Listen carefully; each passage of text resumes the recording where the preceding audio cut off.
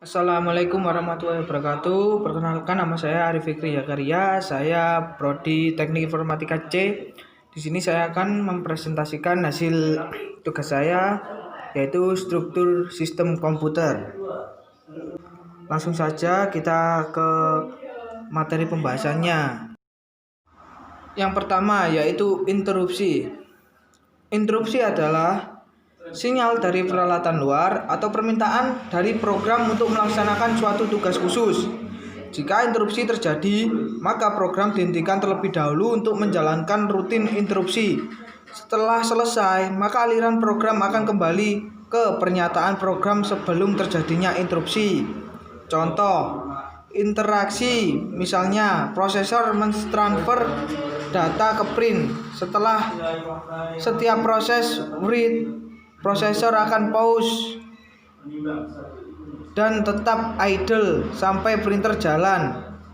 Panjang waktu pause dapat dimanfaatkan untuk siklus instruksi lainnya yang tidak melibatkan memori.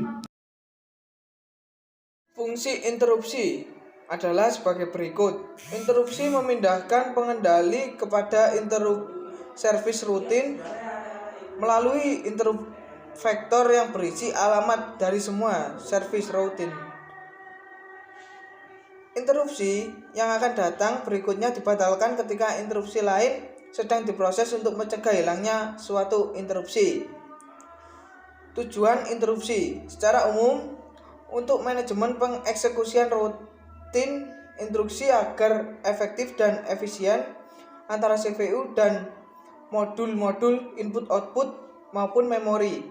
Setiap komponen komputer dapat menjalankan tugasnya secara bersamaan, tetapi kendali terletak pada CPU. Di samping itu, kecepatan eksekusi masing-masing modul berbeda. Jenis-jenis interupsi. 1. Software. Interupsi yang disebabkan oleh software sering disebut dengan sistem call.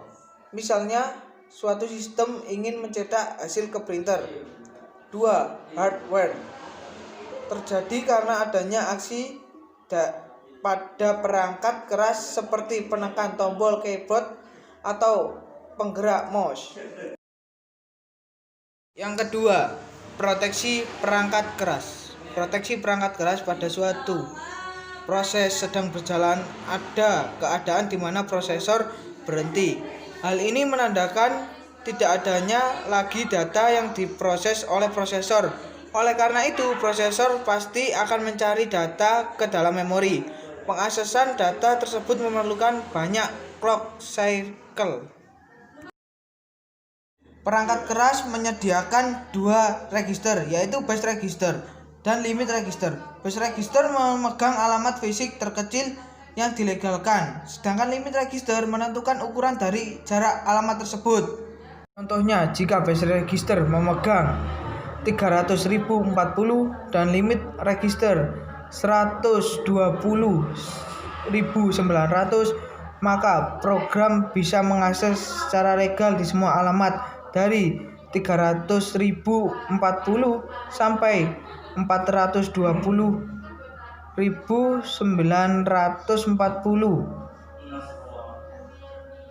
Gambar 1.2 gambar base dan limit register.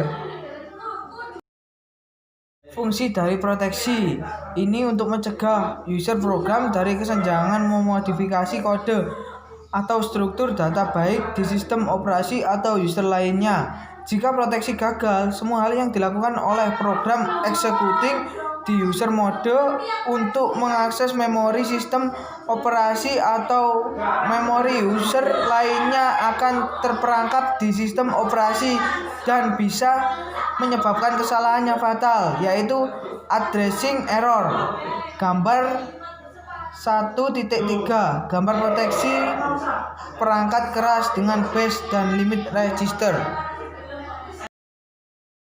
Yang ketiga, proteksi input-output. Input-output adalah suatu mekanisme pengiriman data secara bertahap dan terus-menerus melalui suatu aliran data dari proses ke peranti. Begitu pula sebaliknya. Fungsi input-output pada dasarnya adalah mengimplementasikan algoritma input-output pada level aplikasi. Hal ini dikarenakan kode aplikasi sangat fleksibel dan bug aplikasi tidak mudah menyebabkan sistem crash. Unit input-output adalah bagian dari sistem mikroprosesor yang digunakan oleh mikroprosesor untuk berhubungan dengan dunia luar. Unit input adalah unit luar yang digunakan untuk memasukkan data dari luar ke dalam mikroprosesor ini. Contohnya data yang berasal dari keyboard atau mouse.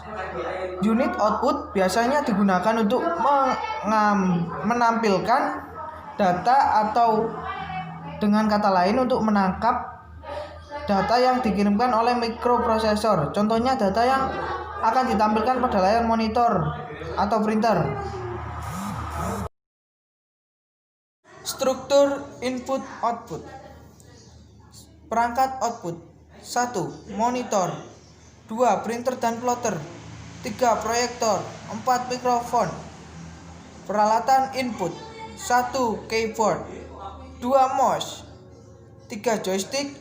4 scanner, 5 leg pen, 6 trackball, 7 touchscreen, 8 magnetic ink character reader dalam kurung MICR, 9 optical character reader dalam kurung OCR, 10 optical mark recognition dalam kurung OMR, 11 reader, 12 dan lain-lain. Yang keempat yaitu proteksi memori. Proteksi memori adalah cara untuk mengontrol hak akses memori pada komputer dan merupakan bagian dari paling modern sistem operasi. Tujuan utama dari proteksi memori adalah untuk mencegah proses mengakses memori yang belum dialokasikan. Untuk itu, hal ini untuk mencegah bug dalam suatu proses dari yang mempengaruhi proses lainnya atau sistem operasi itu sendiri. Pelindungan memori adalah perilaku yang berbeda dari ASLR dan NX-bit. Mekanisme sistem proteksi yang harus disediakan sistem meliputi hal-hal berikut. Membedakan antara pengguna yang sah dan yang tidak sah. Menentukan kontrol yang terganggu. Menetapkan cara pelaksanaan proteksi. Proteksi pada monoprogramming sederhana. Pada monoprogramming, pemakai mempunyai kendali penuh terhadap seluruh memori utama.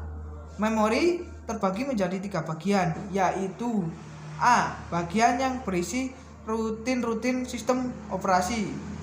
B. Bagian yang berisi program pemakai. C. Bagian yang tidak digunakan.